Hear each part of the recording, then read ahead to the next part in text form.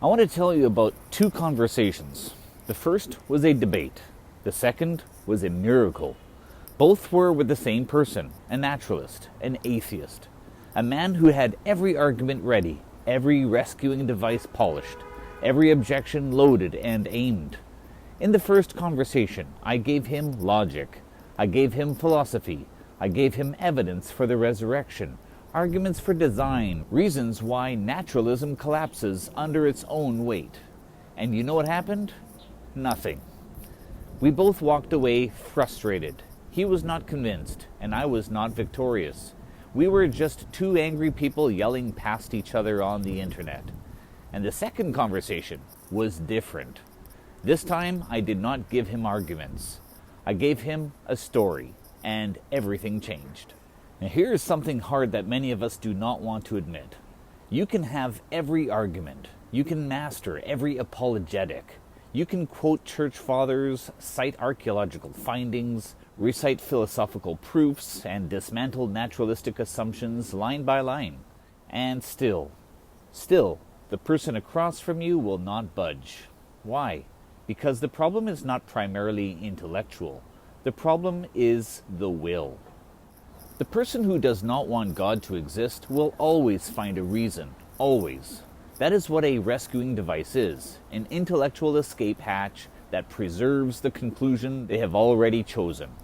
Okay, you see this everywhere. Ask a naturalist how the universe came from nothing, and they will say quantum fluctuations, conveniently forgetting that quantum fluctuations occur within a pre-existing framework of space, time, and physical laws.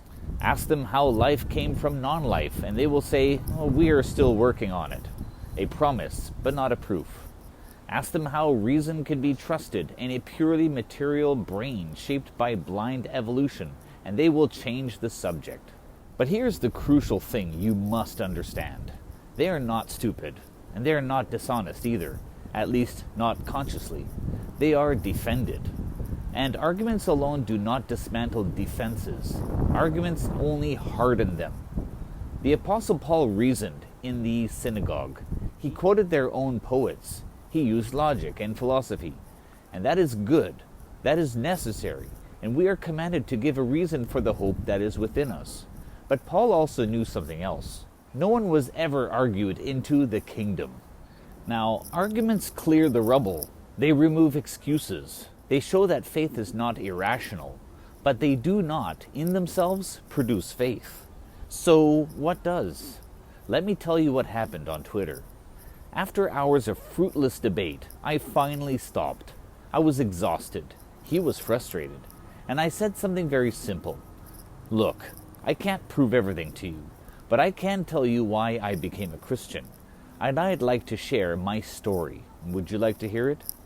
To my surprise, he said yes. 20 minutes. A story about brokenness, about hitting bottom, about someone I could not explain away with evolutionary, psychology, or sociological conditioning, because I knew myself, and I knew that the change in me was not something I produced.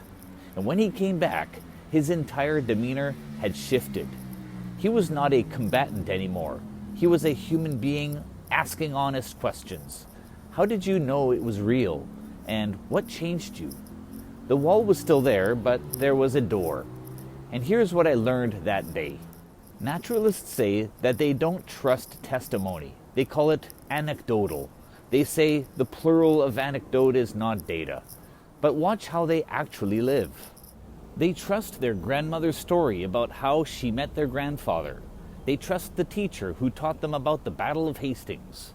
They trust the news report about a fire across town. They trust the mechanic who says their brakes need replacing. They do not demand laboratory verification for any of these. Why? Because human beings are wired for testimony. We always have been. For the thousands of years, we had no microscopes, no beakers, no thermometers.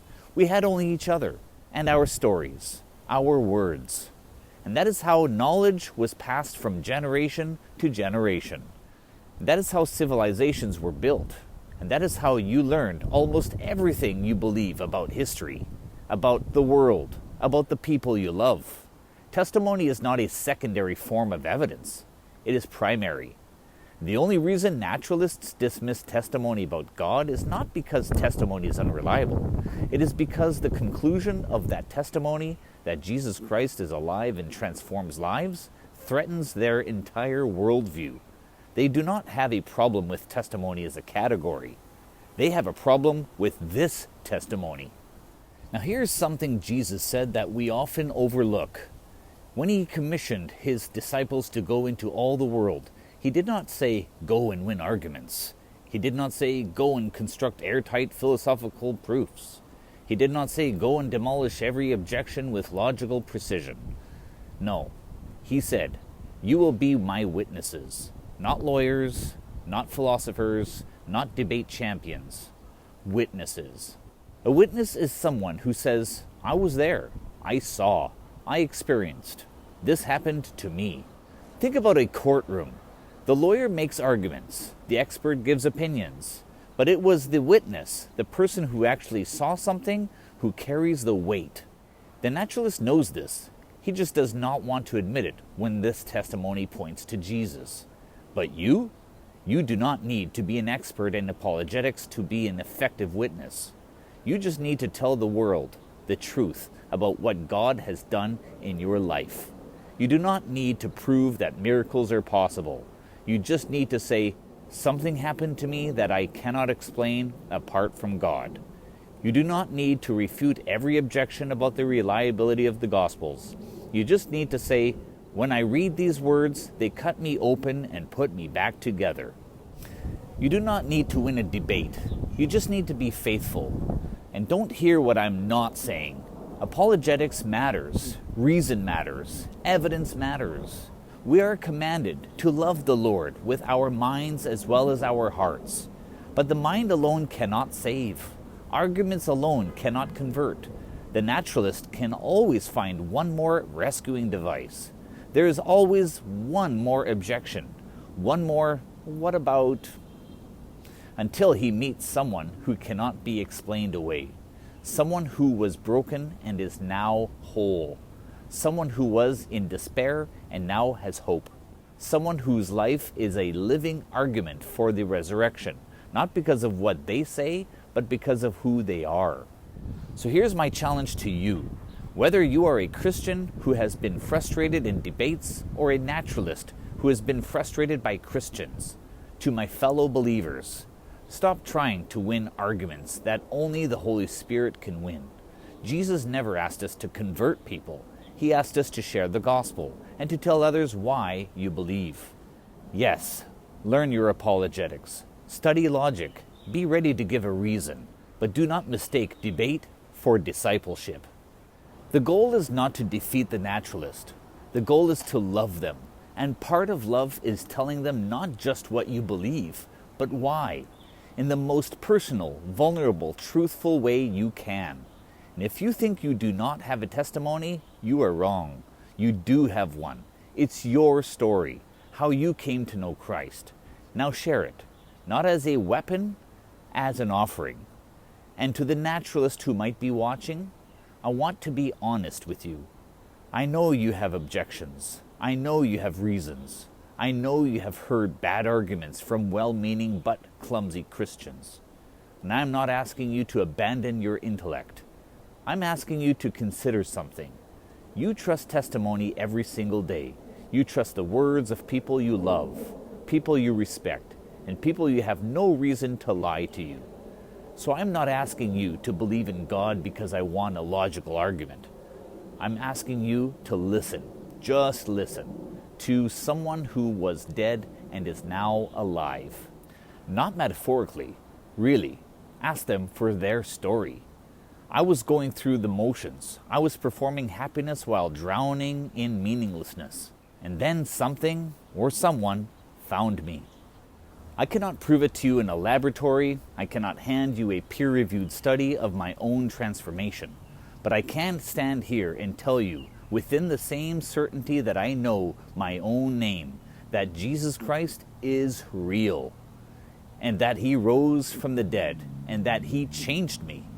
And you can dismiss that as psychology, you can call it a coping mechanism, you can label it confirmation bias, But before you do, ask yourself a question. Are you so afraid to even listen? Please don't be. The Apostle John wrote something remarkable. He said, "That which we have heard, which we have seen with our own eyes, which we have looked upon and have touched with our hands, concerning the word of life, we proclaim it also to you." He did not say, "We have constructed a syllogism." He said, "We have seen, we have touched, and we are telling you." That is what testimony is. It is the oldest, most human, most powerful form of evidence there is. And it is what Jesus commissioned us to use, not instead of reason, but alongside it, beneath it, beyond it. So go, not to win arguments, but to tell your story, not to defeat enemies, to make friends, not to prove God exists, because only the Holy Spirit can do that, but to witness, to say with gentleness and respect, "This happened to me, and it can happen to you." You will be my witnesses. Acts 1:8. Always be prepared to give an answer to everyone who asks you to give the reason for the hope that you have. But do this with gentleness and respect. 1 Peter 3:15-16. Tell your story, trust the Holy Spirit, and leave the results to God.